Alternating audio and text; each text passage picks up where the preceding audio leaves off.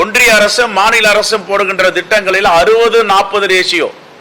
60 ஒன்றிய அரசு தர வேண்டும், 40 மாநில அரசு தர வேண்டும். இது 50 ஆண்டு காலமாக இருக்கின்ற ஒப்பந்தம்.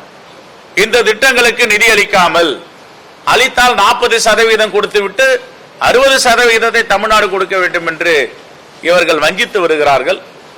மீனவர்களுடைய தொடர் கைது, மீனவர்கள் பாதிப்பு, எந்த காலத்திலும் இல்லாத அளவிற்கு இலங்கையின் கடற்படை அத்துமீறி வந்து நம்முடைய மீனவர்களை சுடுகிறார்கள், கொலை செய்கிறார்கள், வலைகளை கிழிக்கிறார்கள், படகுகளை சேதப்படுத்துகிறார்கள், சிறைப்பிடித்து தண்டனை வாங்கி தருகிறார்கள்.